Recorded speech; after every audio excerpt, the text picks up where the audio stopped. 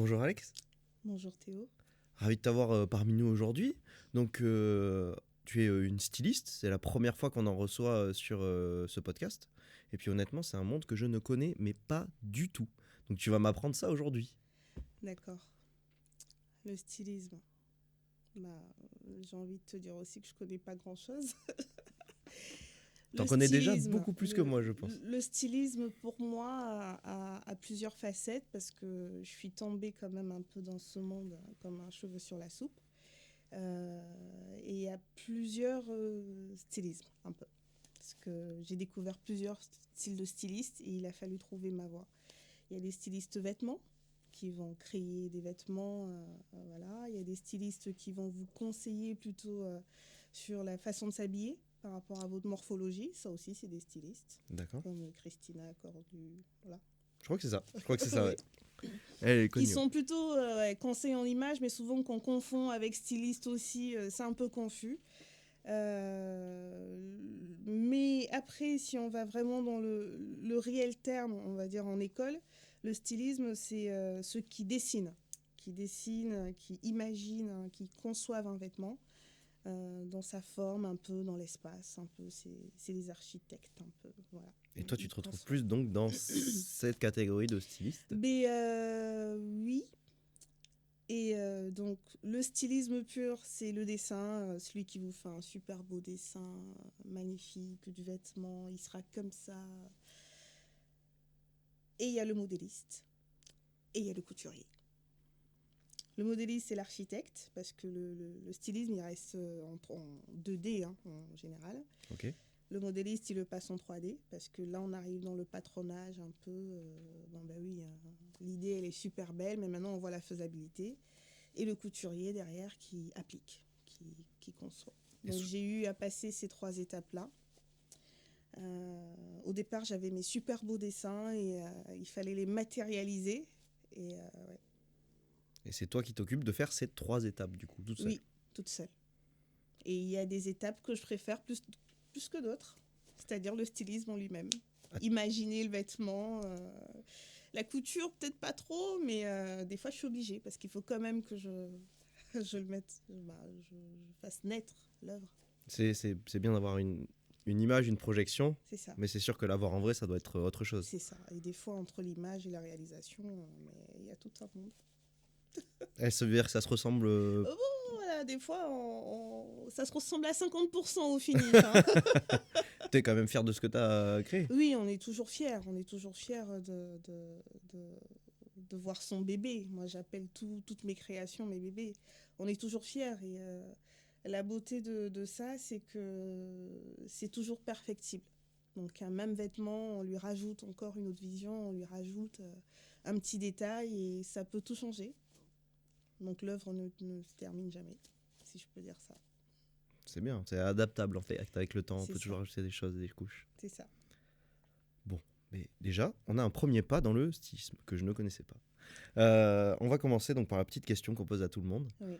Je vais te demander quelle est la dernière œuvre que tu as vue ou écoutée. Donc souvent la musique que tu avais mis dans la voiture pour venir ou le film que tu as vu hier soir, quelque chose du genre.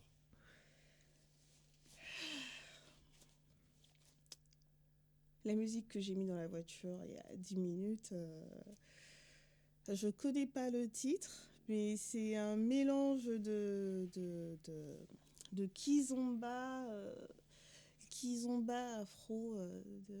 J'ai la mélodie. Voilà, voilà. C'est super beau, mais je connais pas le chanteur. Je sais que je l'ai vu passer, mais ça m'entraîne et j'aime bien les musiques qui entraînent. Ça motive le matin, ça met de bonne humeur. Ça fait partie de ta personnalité. C'est ça. Ok, mais top. Bon, on n'a pas le titre, du coup, malheureusement, vous ne pourrez pas aller l'écouter. Mais s'il y en a qui sont forts à Shazam, vous allez peut-être la Non, trouver mais avec ça. je peux mettre plus tard, on met en commentaire, je sais pas. On le mettra peut-être en Le temps de commentaire mettre sur sous la Google, vidéo. ouais. Pourquoi pas. Eh bien, parfait. Euh, Est-ce que tu peux nous raconter un petit peu ton histoire? Par où t'es arrivé au stylisme? D'où t'arrives? Quelle est ta formation de base? Alors, le stylisme, il est un peu apparu comme ça dans ma vie. À chaque fois, j'aime dire autour de moi que c'est ma thérapie. Il y a beaucoup de personnes qui ne comprennent pas pourquoi je ne le professionnalise pas, c'est-à-dire que j'ouvre l'entreprise, j'ai une boutique, voilà, que je vive de ça, parce que je le garde toujours dans ce côté thérapie. Pour la petite histoire, moi, je m'étais toujours considérée comme une bonne élève. Voilà. Je suis arrivée en France, licence en mathématiques, master en mathématiques. Donc pour moi, tout ce qui était de l'ordre de l'art, du stylisme, du créatif, c'est pour moi les créateurs, ils ont un esprit un peu trop qui fluctue. Oui, alors que quand on est justement en mathématiques, on a une Voilà. feuille, on a On un est postulat de base et il faut qu'à la fin, on ait la bonne, voilà, bonne solution. la Quoi. logique, il faut. Quand j'arrive en master, j'ai des difficultés avec un prof où on n'a pas pu se comprendre, s'entendre. À savoir que je viens de la République centrafricaine et à cette époque-là, il y avait un peu il y avait des troubles politiques dans mon pays. J'étais un peu coupée de ma famille et donc l'école, je le suivais pas bien. Donc les notes, elles étaient pas. Et en face, j'avais un responsable qui comprenait pas et ça a été un peu compliqué cette année de master là. Et je pense que je suis rentrée dans ce qu'on appelait... Aujourd'hui, je peux mettre le mot, je peux dire un burn-out. Ah ouais, carrément. Du jour au lendemain, je me suis dit, mais ça sert à quoi d'aller à l'école parce que pour moi, tout ce que je savais faire, c'est aller étudier. Voilà, j'ai étudié, une bonne élève. Et je me suis retrouvée dans ma chambre étudiante en me disant, mais ça, mes mains, là, elles servent à quoi? Aujourd'hui, j'ai eu l'impression qu'on m'a coupé ma seule définition. Donc là, si on me jette dans la nature comme ça, je ne saurais rien faire en fait. Toute une remise en question. Et dans ma chambre, en face de moi, j'avais un sac de tissu. J'avais une machine à coudre. Je me suis dit, bon, je vais essayer d'utiliser. Le sac de tissu me provenait d'une collègue de chambre de la fac qui, elle, était à l'IBSM, qui faisait du stylisme. Et elle avait terminé ses études, elle devait repartir. On était du même pays, elle devait repartir. Et mais dans le déménagement... Elle avait laissé ça. Je dis, c'est dommage. Et ça faisait 2 ans que je traînais ce sac de tissu. Voilà. Mais tu l'avais pas jeté? Je l'ai pas jeté. Je me suis dit, bon, mais c'est bête. Peut-être que je trouverai quelqu'un à qui ça pourrait servir. La machine à coudre, ça me venait d'un prêtre. Parce que de ma tendre enfance, j'étais plutôt passionnée de musique. Donc j'ai fait de la chorale, je suis soprano, je joue de la guitare. Encore aujourd'hui? Voilà. Aujourd'hui, j'ai ma guitare chez moi, mais j'ai pas le temps de gratter. Voilà. Et j'étais même dans un groupe gospel. Et quand je suis arrivée en France, j'ai pas retrouvé cet esprit de chorale, de gospel et tout ça. Et donc, c'était un peu en basique, mais j'allais quand même à l'église aider les prêtres, parce que des fois, ils allaient dans des lycées pour aider les enfants difficiles et tout ça. Et donc, le prêtre, il voyait bien qu'à la fac, on voulait organiser un petit défilé. Et j'étais là, ouais, mais j'ai pas de tenue. Donc, j'allais prêter les tenues des personnes autour. Et lui, il avait des tenues. J'ai dit, mon père, je vous ramène vos tenues après. J'ai organisé le petit défilé. Et quand j'ai remis ces tenues, 2 mois plus tard, il m'a dit, oh, mais j'ai la sensation qu'il faut que je t'offre un cadeau, là. Oui, d'accord, mon père, vous voulez quoi? Il m'offre une machine à coudre. Je regarde. Qui je vais en faire? Je vais en faire quoi? Non, mais je sais pas, mais prends la machine. Donc j'avais un sac, ça faisait 2 ans que je traînais. J'avais une machine à coudre, ça faisait 1 an que je la traînais. Et là, dans mon burn-out, j'étais là, et c'est comme si je redécouvrais ces objets dans ma chambre. Et c'est là que j'ai commencé à toucher. Au départ, c'était des bijoux que je customisais, que j'habillais, des petits sacs que j'habillais, je customisais. Et oui, le 3e paquet dans la chambre, c'était mon cahier de dessin. Mon père m'a toujours appris à dessiner un tout petit peu. Donc, je dessinais.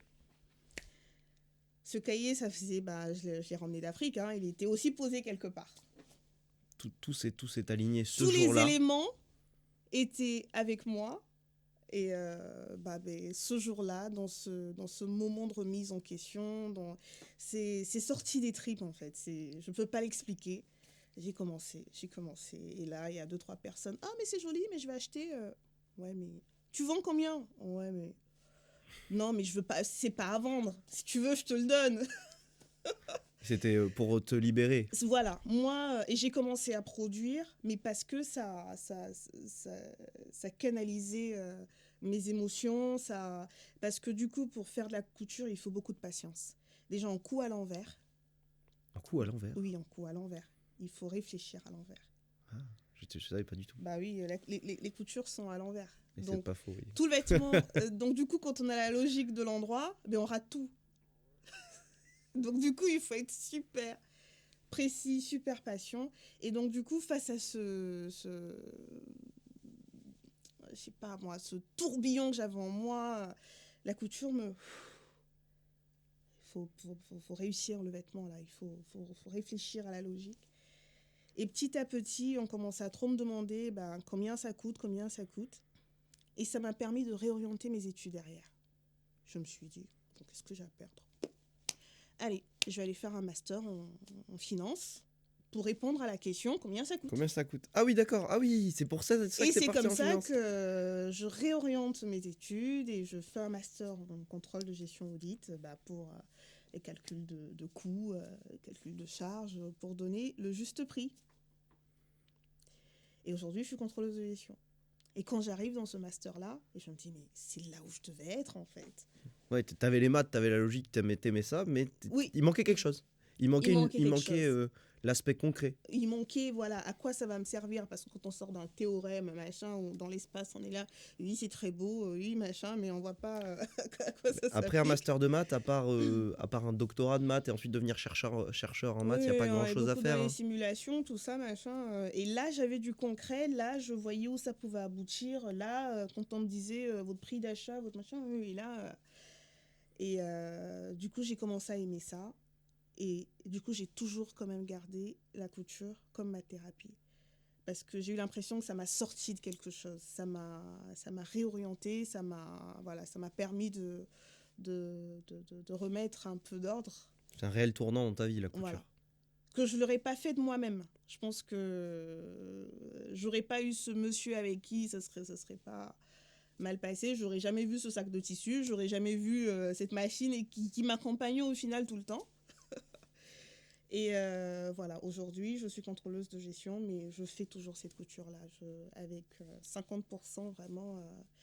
Et du coup, je me suis formée. J'ai payé des formations, je continue à payer pour comprendre tous les petits aspects. Voilà un peu. Pour continuer à s'améliorer donc dans la Continuer couture. Continuer à bien spécifier ce que je veux.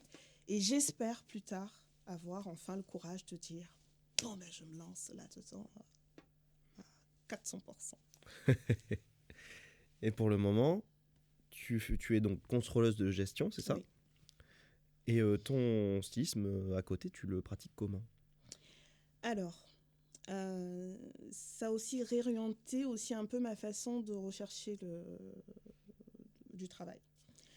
Quand je sortais de l'école de commerce, le moule de la société, mais il faut le CDI, là, voilà, un bon CDI. Derrière, on a le prêt IMO, le prêt voiture, tout pour la parfaite petite vie. Et là, je me suis dit, mais est-ce que je veux vraiment faire ça tout le temps? Et après, je me suis dit, non, je vais faire des CDD. Ça va me permettre d'apprendre d'un côté ce métier de contrôleuse de gestion, de voir différents modèles d'entreprise, de management, de personnes, comment aborder le travail en équipe. Et entre-temps, il y a des coupures. Parce qu'entre un CDD d'1 an, je m'autorise à dire mais je repars 2 mois plus tard.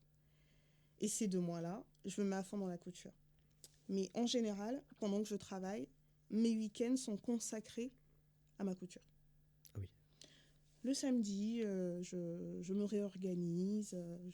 Voilà. Le dimanche, je couds. Je couds tout le temps. Ma famille me voit presque pas. Si on veut me trouver, c'est chez moi, derrière ma machine à coudre. C'est vraiment ta passion, quoi. Tu passes c'est ma vraiment passion. ton temps Quand libre, voilà, il est utilisé à ça. Quand j'ai un congé dans mon boulot, quand je prends 1 semaine de congé ou 2 semaines de congé, je vais organiser tous mes shootings dans cette période-là. Quand je finis le boulot, avant je n'étais pas véhiculée, donc dans le tram, dans le bus.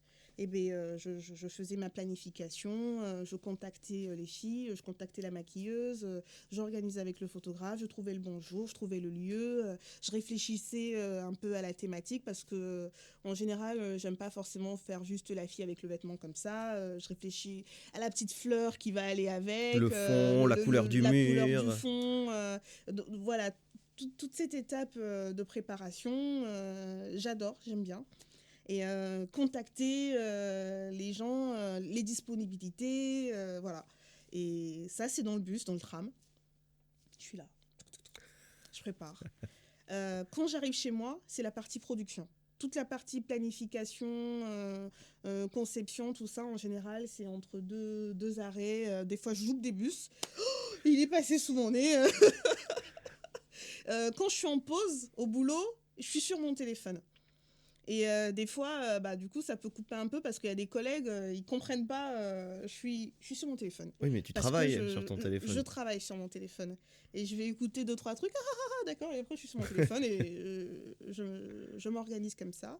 Et quand je rentre, les samedis chez moi, la moitié du samedi, c'est pour le personnel, c'est-à-dire m'organiser pour la semaine, le ménage, la vaisselle, tout ce qu'on veut, les tâches ménagères. Et l'autre moitié du samedi, c'est consacré à Cicaté. Cicaté, c'est le nom de ma marque. D'accord. Et le dimanche, c'est séquencé pareil. Si je ne suis pas fatiguée physiquement, je peux coudre toute la journée. En semaine, je vais aussi coudre. Quand je vais finir le boulot à 19h, je vais rentrer de 21h à minuit. Je suis capable de coudre. J'ai la magnifique chance d'avoir un mari qui m'accompagne dans ça. Parce que quand j'ai des périodes de rush, quand j'ai des périodes où c'est tendu, c'est lui qui va prendre le relais, par exemple, sur notre enfant.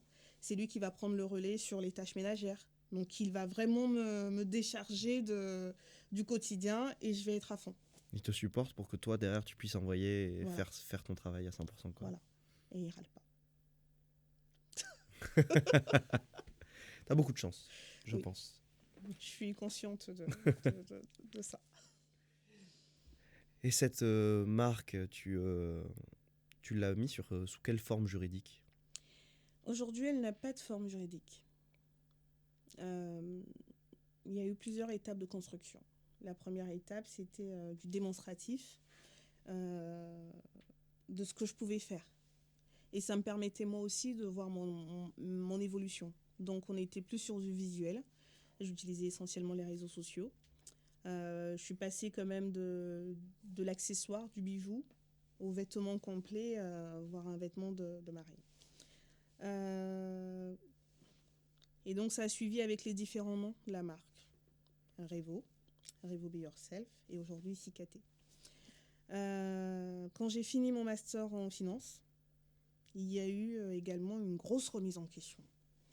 Quand on est sous un statut étudiant, on a l'impression d'avoir une petite tutelle là. Oh, je suis étudiant, donc ça va, je peux me permettre de faire des erreurs. En général, on se sent encore... un peu protégé, oui. Un peu protégé. Et là, quand on a le diplôme, on le prend là comme ça, on a l'impression qu'allez, c'est bon dans la vie active. Et quand j'ai fini, là, je me suis posé la question. Bon, est-ce que là, je vais chercher du boulot ou bien est-ce que là, j'ouvre vraiment l'entreprise, je teste, je vois en temps réel ce qui se passe.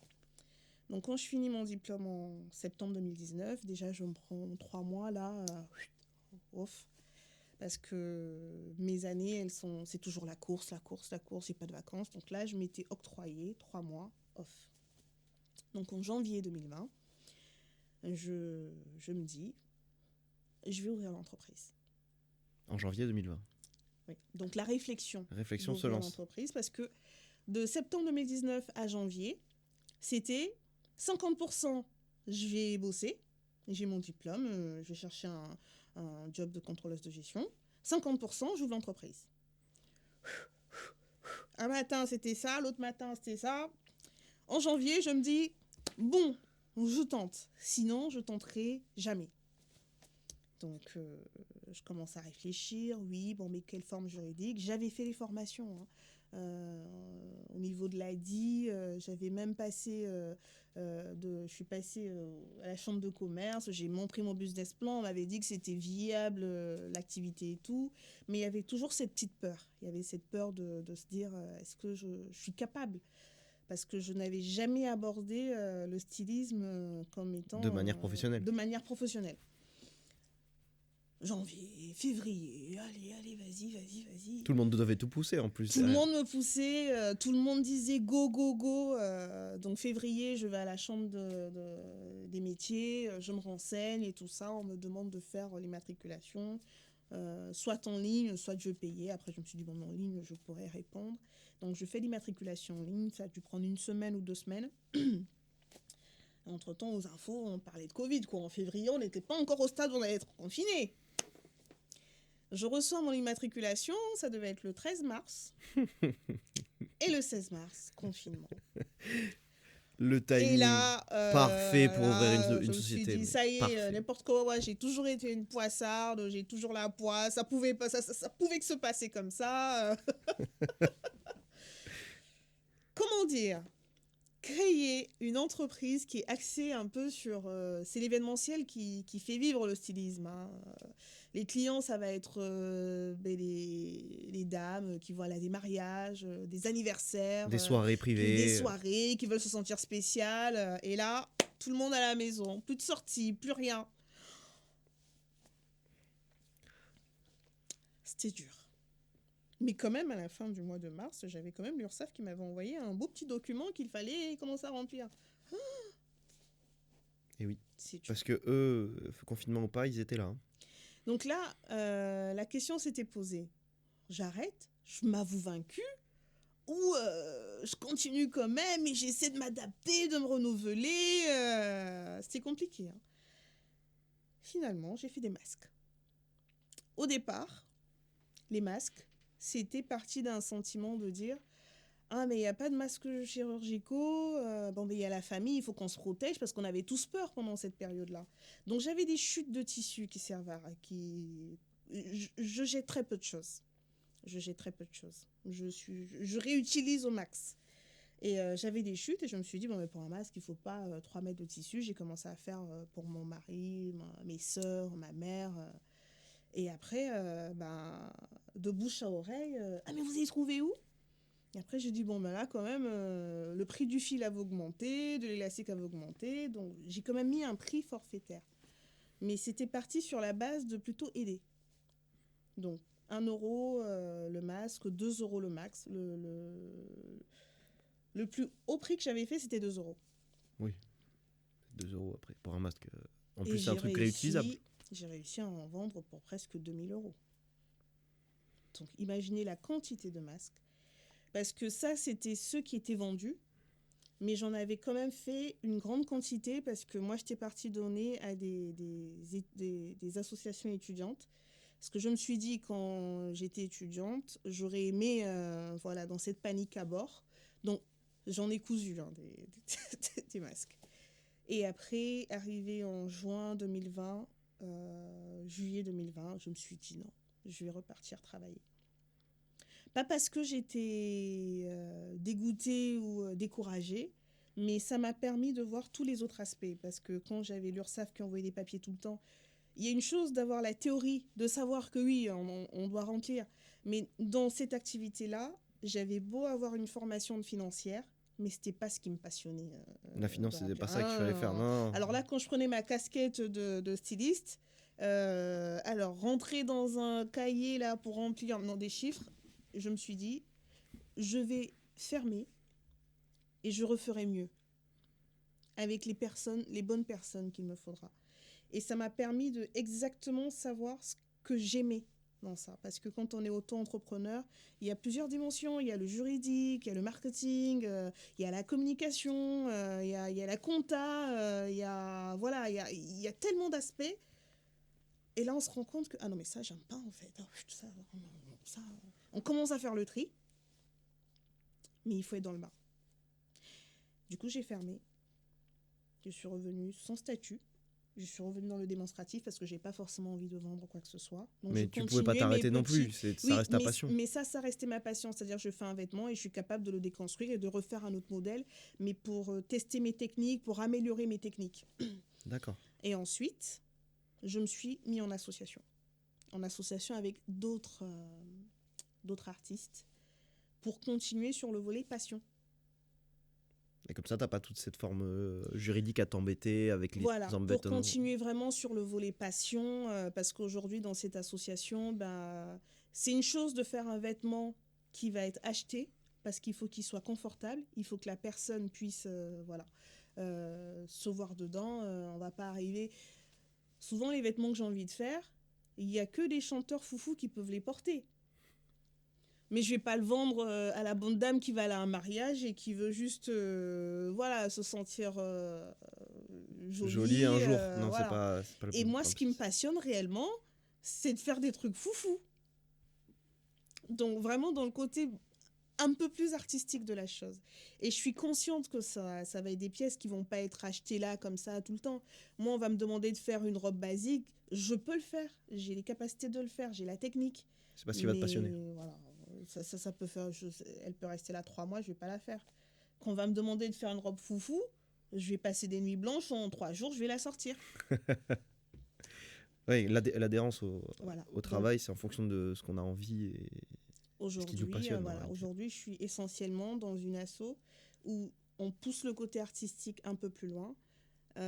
C'est composé de plusieurs petites marques, mais de façon informelle, où on est aussi tous un peu sur le... On teste. D'accord. Donc, il n'y a pas de vente, il n'y a pas de... Voilà. Tu travailles avec d'autres couturiers sur des pièces, je veux dire. L'idée, c'était de donner de la chance aussi à des autodidactes de pratiquer et d'échanger aussi un peu les techniques. Parce que moi, je suis consciente vraiment de la chance que j'ai, des personnes que j'ai autour de moi. C'est-à-dire que si je veux faire un shooting photo pour mettre en avant une tenue, je peux trouver un photographe tout de suite, je peux trouver une maquilleuse tout de suite, une modèle tout de suite. Ça, c'est une chance que j'ai. Et je suis consciente qu'il y a d'autres personnes qui... C'est toute une étape, hein, quand on déjà trouvé le vêtement, la couleur, la forme et tout ça. Une fois qu'on arrive à finir le vêtement, et là, il faut aller chercher un photographe, il faut aller chercher une modèle, il faut aller chercher... Donc l'association est un peu basée sur ça. Donc au quotidien, dans l'atelier, je donne des astuces de couture, j'aide sur le patronage de certaines choses. J'accompagne des personnes qui ont juste envie et je ne fais pas payer mes services parce que pour moi c'est un échange. Et pareil aussi, j'apprends énormément de toutes ces personnes autour. Parce que des fois, je fais un vêtement, ils sont là, oh, c'est moche. Hein. Alors que moi, j'étais persuadée que... C'était magnifique. C'était le vêtement de l'année. Et là, en fait, j'ai perdu du temps à faire quelque chose que tout le monde trouve moche. Mais c'est un réel échange. Tous les jeunes aujourd'hui, moi je dis toujours, je suis une mamie des réseaux sociaux. Hein. Vous allez sur ma page aujourd'hui, vous allez voir une photo qui date d'hier, mais cette photo a été produite il y a 1 an. Ah oui. Tu prends le temps à faire, voilà. puis après tu postes les choses. J'ai pas la dextérité. Mais les jeunes aujourd'hui, j'apprends d'eux. Ouais, mais tu pourrais faire comme ça. Et au final, je dis, toi, tu publies, tu me tagues juste. Hein. Voilà, comme ça... Ça va plus vite. Prends pas la tête. Pareil, même chose. C'est pas ce qui t'intéresse, c'est pas de faire communiquer sur ton travail le plus. En fait, ce qui me passionne, c'est d'avoir mon vêtement fini. Vu que j'ai pas forcément la logique de dire je suis dans la commercialisation, donc la satisfaction de voir le bébé, ça y est.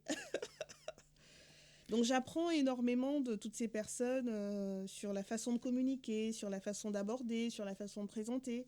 Et c'est un réel échange. Et aujourd'hui, je suis dans cette forme juridique, je suis happée sous l'association. Sous cette association, ouais.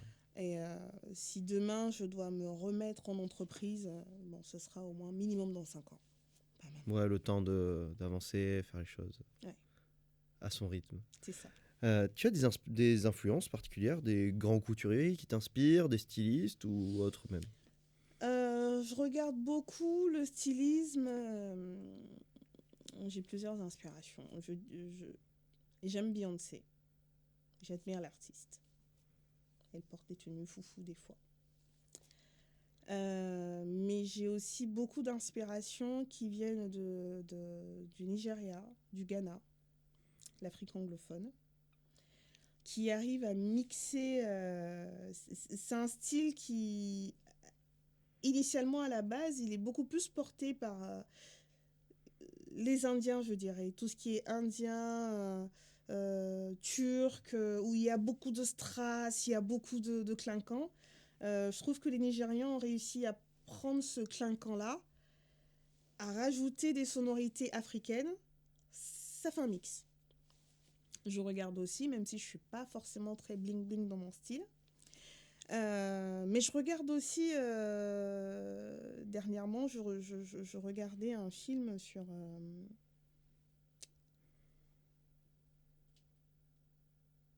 je ne sais pas pourquoi son nom part, mais je pense que ça doit être Christian Dior. Non, c'est pas Christian Dior. Il y a une Anglaise, une femme de ménage, c'est sur Netflix, D'accord. cette série-là, qui a travaillé toute sa vie et qui avait vu une magnifique robe chez sa patronne dans son armoire. Et elle rêvait de porter la robe de ce grand couturier-là. Je pense que c'est Christian Dior. Je pense. Elle fait tout son voyage de Londres pour venir. Donc, entre-temps, son mari est décédé. On lui apporte, son mari étant militaire, on lui apporte une petite cagnotte pour dire, voilà, l'État vous donne ça en compensation. Vous dédommage de la mort de votre mari. Oui. Elle prend cet argent et elle arrive à Paris. Et elle arrive avec toute sa bonne humeur. Je viens enfin me payer la robe de ma vie. Et quand elle arrive, bon, on la regarde, vous n'avez pas les moyens, hein, vous et tout ça. Elle démord pas. Elle fait tout pour avoir cette robe-là. Et donc, en regardant ce film Netflix, il y a aussi le côté très français de la mode. La mode française est dans la classe, la sobriété, mais souvent, les tissus sont super riches. Il n'y a pas forcément le bling-bling. Je veux dire, mais c'est super bien coupé, c'est super...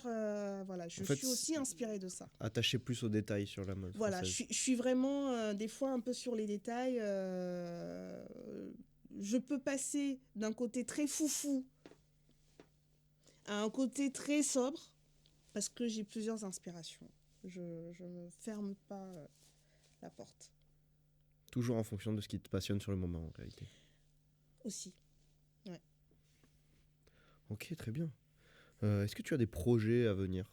Des projets futurs, des gros projets ou des choses que tu as envie de partager? Là, avec l'association, parce que là, j'octroie quand même 60% de ma créativité à l'association et je garde quand même mes 40% de zone de thérapie.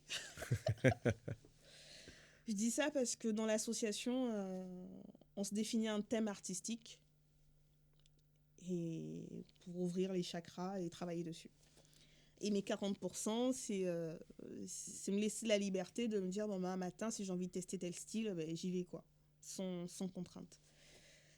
Et donc, du côté des 60%, le projet, c'est de mettre en place une exposition photo. Donc, d'axer le regard sur une exposition photo. Une photo doit parler. Et donc, tous les détails, réfléchir. Et cette année, c'est le vintage. L'année dernière, on a fait le recyclage. On a dû travailler du plastique, du papier, des canettes. Oh, c'était dur, ça. Des canettes sur des robes, du coup? Oh, mais finalement, on n'a pas pu. On est resté sur les accessoires. Mais c'était très, très intéressant, en fait, de sortir de sa zone de confort, d'aller imaginer quelque chose de fou. Ça devait être dingue. Ouais. Oui, c'était passionnant. Ouais. Et donc, là, c'est un projet à faire. Il va nous prendre 1 an. Et j'espère qu'on y arrivera. Donc, il y a 1 an de construction pour tout ce qui va être donc, design en amont, donc dessin, ensuite préparation, couture, photo. Tout ça dans les 1 an. Ah oui. Plus, et ensuite trouver le lieu pour exposer. Ah oui, il y a beaucoup de travail. Après, on commence à être rodé. À être rodé, il y a une certaine mécanique, une certaine méthodologie. Vous avez l'habitude. C'est ça, ouais. Ça peut aller très vite.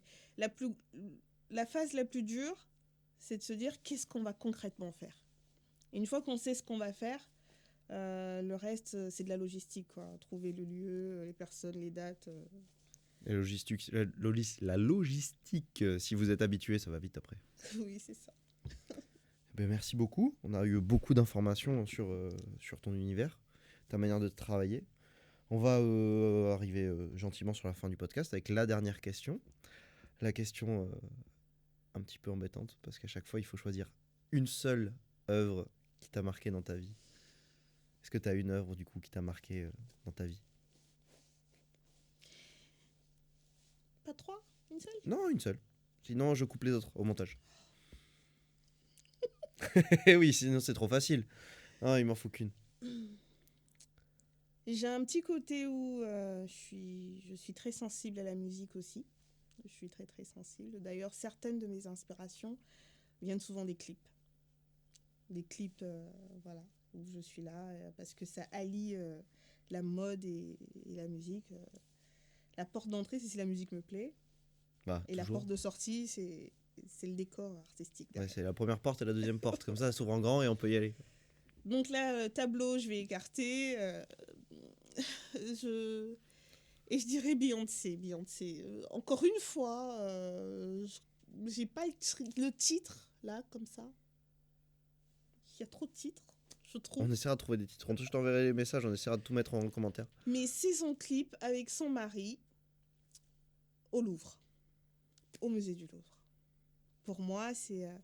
en tout cas pour moi, je dis bien pour moi. Je trouve ce clip assez complet d'un point de vue artistique. Artistique dans les tenues, dans les œuvres d'art en elles-mêmes. On montre quelques endroits du musée du Louvre, dans les coiffures, dans la représentation des danseurs, qui des fois on sent qu'ils sont en train d'essayer de représenter un tableau, mais lequel? Et j'aime bien, je ne me lasse pas de regarder ce clip encore et encore. Et bien sûr, il y a de la danse derrière, donc il y a aussi le côté très technique de danse. Oui. Un projet multi-artistique, en fait, final. C'est ça. Je veux dire, une styliste se retrouve, une coiffeuse se retrouve, un danseur se retrouvera aussi, oui. Voilà, et la musique en elle-même, elle est pas mal, elle est assez entraînante. Voilà. Puis au Louvre, il n'y a même pas que les danseurs, il y a possibilité que des peintres s'y retrouvent aussi. Oui, mais parce que dans le clip, on voit des tableaux aussi qui sont mis en évidence. Très grand clip, du coup, qu'on essaiera de retrouver et qu'on mettra quelque part en bas, là. Ouais. Et très bien. Merci beaucoup pour ta présence avec nous aujourd'hui. Merci à toi et de m'avoir invité. Avec plaisir. À bientôt. À bientôt.